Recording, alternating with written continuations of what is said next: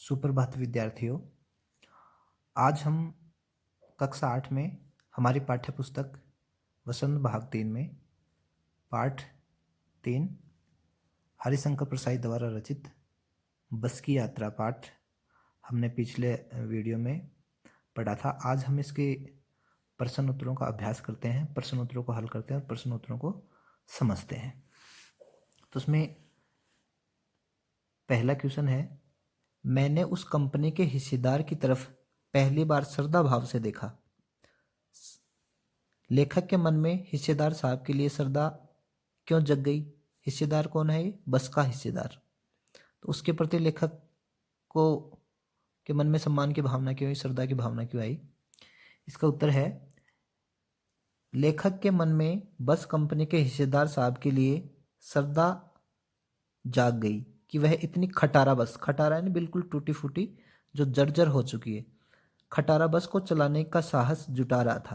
यानी वो बस चलने लायक नहीं थी, फिर भी वह कंपनी के बस कंपनी का हिस्सेदार है, उस बस को चलाने का साहस कर रहा था। कंपनी का हिस्सेदार अपनी पुरानी बस की खूब तारीफ कर रहा था। ऐसे व्यक्ति के प्रति श्रद्धा भाव ही उमड़ता है। लेखक को उसके उत्सर्ग की भावना दिखाई दे रही थी। वह घिसे टायर लगवाकर भी बस को चलाने की हिम्मत जुटा रहा था। यानी उस बस के टायर बिल्कुल घस चुके थे, वो बहुत पुरानी बस थी, लेकिन फिर भी लेखक कंपनी मोटर कंपनी का हिस्सेदार है, वो उस बस को चलाने का साहस कर रहा था। प्रश्न नंबर 2 है, लोगों ने सलाह दी कि समझदार आदमी इस शाम वाली बस से सफ़र नहीं करते। लोगों ने, जो लेखक और लेखक के 5 मित्र थे, उनको क्या सलाह दी कि समझदार आदमी शाम वाली बस से सफ़र नहीं करते। तो लोगों ने यह सलाह क्यों दी कि शाम वाली बस से सफ़र नहीं करना चाहिए? लोगों ने लेखक को यह सलाह इसलिए दी क्योंकि इस बस का कोई भरोसा नहीं था। यह कब और कहाँ रुक जाए। शाम बीतते ही रात हो जाती है और रात कहीं रास्ते में बितानी न पड़ जाए, कुछ पता नहीं रहता। उनके अनुसार यह बस डाकिन की तरह थी। डाकिन यानी डराने वाली। प्रश्न नंबर 3 है, ऐसा जैसे सारी बस ही इंजन है और हम इंजन के भीतर बैठे हैं। लेखक को ऐसा क्यों लगा? क्योंकि बस बहुत खराब थी, बस खटारा थी। जब बस का इंजन स्टार्ट हुआ तब सारी बस झंझना लेने लगी, यानी आवाज़ करने लगी, क्योंकि वो बिल्कुल खटारा स्थिति में थी। लेखक को ऐसा प्रतीत हुआ कि पूरी बस ही इंजन है, यानी वो बहुत आवाज़ कर रही थी, मानो बस के भीतर न बैठकर इंजन के भीतर बैठा हो। कौन? लेखक। प्रश्न नंबर 4, गजब हो गया, ऐसी बस अपने आप चलती है। लेखक के अनुसार यह हैरानी क्यों हुई? लेखक को हैरानी हुई कि ऐसी खटारा बस है फिर भी अपने आप चलती है। लेखक ने बस की पुरानी बुरी हालत देखकर बस कंपनी के हिस्सेदार से पूछा था कि क्या यह बस चलती है। तब उसने उत्तर दिया कि हाँ, यह बस भली प्रकार चलती है और अपने आप चलती है। देखिए, इसमें यहाँ हरिशंकर प्रसाई का व्यंग्य है, अपने भली प्रकार चलती है और अपने आप चलती है। वो जबकि हिस्सेदार है, वो अपने लालच के लिए उसे लोगों की जान खतरे में डालकर चला रहा था और अपने लाभ कमाने के लिए चला रहा था, जबकि वो बस चलने लायक स्थिति में नहीं थी। तो लेखक ने यहाँ व्यंग्य किया है कि बस भली प्रकार चलती है और अपने आप चलती है, राम भरोसे चलती है। यह सुनकर लेखक को हैरानी हुई कि इतनी जर्जर जो बहुत पुरानी हो चुकी है, बिना धक्का दिए अपने आप चलती है। लेखक को हैरानी हो रही थी कि ये इतनी खटारा बस है और ये बिना धक्के के भी चल जाती है। प्रश्न 5, मैं हर पेड़ को अपना दुश्मन समझ रहा था। लेखक पेड़ों को दुश्मन क्यों समझ रहा था? लेखक को पेड़ों से डर इसलिए लग रहा था कि कहीं उसकी बस किसी पेड़ से टकरा न जाए। एक पेड़ से निकल जाने पर वह दूसरे पेड़ का इंतजार करता करता था कि बस कहीं इस पेड़ से न टकरा जाए। उसे हर पेड़ अपना दुश्मन लग रहा था, क्योंकि लेखक को लग रहा था कि ये बस कहीं ना कहीं आगे जाके टकराएगी। तो इसके अब आगे हैं पाठ के आगे, सविनय अवज्ञा आंदोलन किसके नेतृत्व में, किस उद्देश्य से तथा कब पारित हुआ था? सविनय अवज्ञा आंदोलन, सविनय अवज्ञा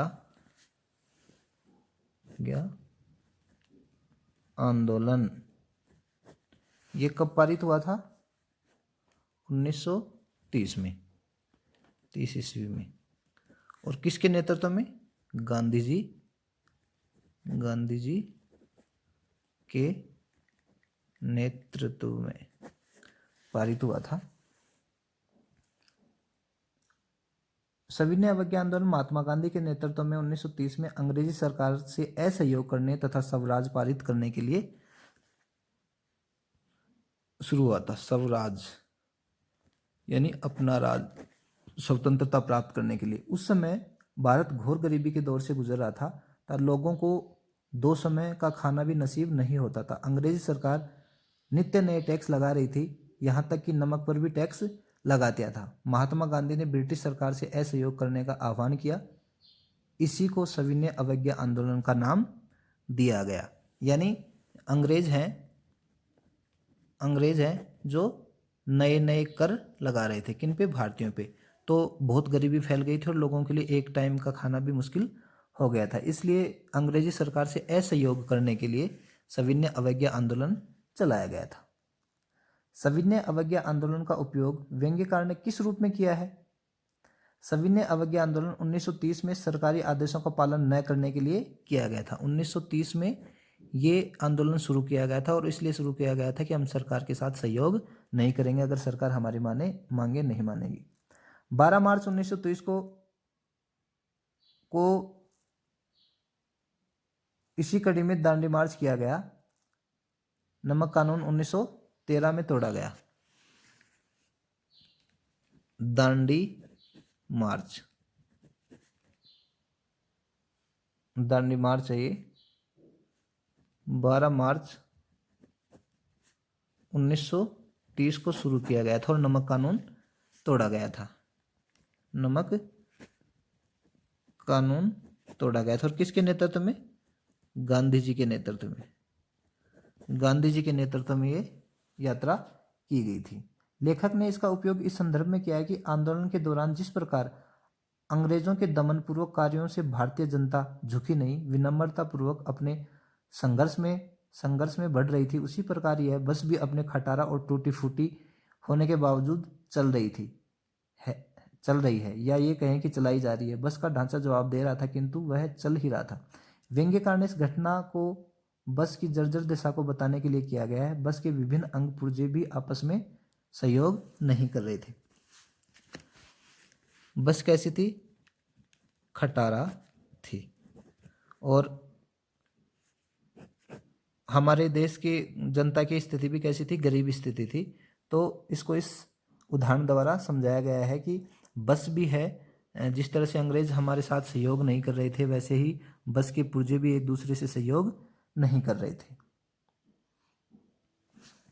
आप अपनी किसी यात्रा के खट्टे मीठे अनुभवों को याद करते हुए एक लेख लिखिए। कोई भी अपनी आपने जो यात्रा की है उसके बारे में जो आपको अच्छी लगी हो, खट्टे मीठे अनुभव, वो आप बता सकते हैं। एक क्वेश्चन है, मन बहलाना। अनुमान कीजिए कि यदि बस जीवित प्राणी होती तो वह बोल सकती, तो वह अपनी पुरानी हालत और भारी बोझ से कष्ट को किन शब्दों में व्यक्त करती? कि वह बूढ़ी होती तो वो लंबी यात्रा करने लायक, कहती कि मैं लंबी यात्रा करने लायक नहीं रह गई हूँ, थोड़ा बहुत टहल सकती हूँ, मुझे सवारियों के बोझ से न लादा जाए और मुझे इतना काम न लिया जाए। अब लास्ट में है इसके भाषा की बात। बस वश और बस, ये तीन शब्द हैं। तीन शब्द हैं, इनमें बस सवारी के अर्थ में, बस किसके, सवारी के अर्थ में है ये तो। और वश ये अधीनता, हम किसी को वश में कर लेते हैं। और बस का मतलब है पर्याप्त, पर्याप्त, काफी। इन तीनों का, ये मिलते जुलते शब्द हैं लेकिन तीनों शब्दों का अलग अलग अर्थ है। जैसे बस से चलना होगा, यह मेरे वश में नहीं। अब बस करो, मैं बहुत खा चुका या मैं बहुत पढ़ चुका। उपयुक्त वाक्यों के समान तीन शब्दों से युक्त आप भी कोई दो दो वाक्य बनानी, कोई भी बना सकते हैं। जैसे यह बस बहुत सुविधाजनक है, या ये कह सकते हैं कि गुवाहाटी से दिरांग का सफ़र कितने का, 8-9 घंटे का है। दूसरे बस इससे हम बनाएं तो इससे हम बना सकते हैं, इस स्थिति पर मेरा वश नहीं है। जो कोरोना वायरस है, इस चल रहा है, तो इस स्थिति में हमारा कोई वश नहीं है। हम सिर्फ लॉकडाउन के माध्यम से ही इस पे काबू पा सकते हैं। और दूसरा सेंटेंस हम ये बना सकते हैं कि कोरोना को वश में करना सरकार के वश में है, क्योंकि सरकार ही नियमों को कड़ाई से लागू करती है। बस तुम्हें झगड़ना आता है, बस मैं नहीं जा सकता, या बस अब हम घरों से बाहर नहीं जा सकते कोरोना वायरस के चलते। आप किन्हीं दो दो शब्दों का, दो दो वाक्यों का प्रयोग कर सकते हैं। दूसरा है, हम 5 मित्रों ने तय किया कि शाम 4 बजे की बस से चलें। पन्ना से इसी बस से सतना के लिए 2 घंटे बाद बस मिलेगी। अब है ने, से, ने, की और से आदि शब्द वाक्यों के दो शब्दों के बीच संबंध स्थापित कर रहे हैं। जैसे कंपनी के हिस्सेदार ने, कंपनी के हिस्सेदार ने। ऐसे ही कई शब्द आते हैं जो किसका करते हैं, कारक का प्रयोग करते हैं। ने, से, ही, ने, की, से आदि शब्द वाक्यों में दो शब्दों के बीच संबंध स्थापित कर रहे हैं, ऐसे शब्दों को कारक कहते हैं। इसी तरह जब दो वाक्यों को एक साथ जोड़ना है तो की का प्रयोग करते हैं। जैसे कंपनी के हिस्सेदार भी उसी बस से जा रहे थे। डॉक्टर मित्र ने कहा, डरो मत। चांदनी में वृक्षों की छाया के नीचे बस दयनीय लग रही थी। वरदा की आंखों की ज्योति जाने लगी। ये सब योजक चिन्ह भी हैं। जैसे हमें लग रहा था कि हमारी सीट के नीचे इंजन है, मालूम हुआ कि। अब की क्या है, योजक चिन्ह है, कि पेट्रोल की टंकी में छेद है। मैं उम्मीद कर रहा था कि थोड़ी देर बाद बस कंपनी के हिस्सेदार इंजन को निकालकर गोद में रख लेगा। हमें गिलानी हो रही थी कि बेचारी यह लदकर हमें चल रही है। तीसरा क्वेश्चन है, हम फौरन खिड़की से दूर सरक गए। चांदनी रास्ता टटोलकर वह रेंग रही थी। सरकना और रेंगना जैसी क्रिया दो प्रकार की गति बताती है। कुछ ऐसी क्रियाएं एकत्र कीजिए जो गति के लिए प्रयुक्त होती हैं। जैसे पकड़ना, हमने गाड़ी पकड़नी चाहिए। जैसे पकड़ना, हमने गाड़ी पकड़नी चाहिए। दूसरा, धड़कना, बच्चों दिल बहुत तेजी से धड़क रहा था। दौड़ना यानी बच्चों को दौड़ना पड़ता है। उठना यानी उसे उठना पड़ता है। नाचना ये क्रियाएं हैं, नाचना, गीता को नाचना पड़ता है। कांच बहुत कम बेच रहे थे, जो बचे हुए थे उसमें उनसे हमें बचना था। इस वाक्य में बच शब्द दो तरह से प्रयोग किया गया है, एक शेष के अर्थ में और दूसरा सुरक्षा के अर्थ में। नीचे दिए गए शब्दों को वाक्य में प्रयोग करके देखो। ध्यान रहे कि एक ही शब्द वाक्य में 2 बार आना चाहिए और शब्दों के अर्थ में कुछ बदलाव होना चाहिए। जल, फल, हार, जैसे जल, फल और हार। नदियों का जल पवित्र होता है। नदियों का जल कैसा होता है? पानी पवित्र होता है। दूसरे शब्द का हम इसी प्रकार कर सकते हैं कि वह आग में जल गया। तो ये दोनों अलग अलग अर्थों में प्रयोग हुए हैं। जैसे फल, फल खाना स्वास्थ्य के लिए अच्छा है, अच्छे काम का अच्छा फल मिलता है। अब हार का, गले का हार सुंदर है और हम मैच हार गए। एक हार पहनने का है और एक हार का मतलब है कि हार गए।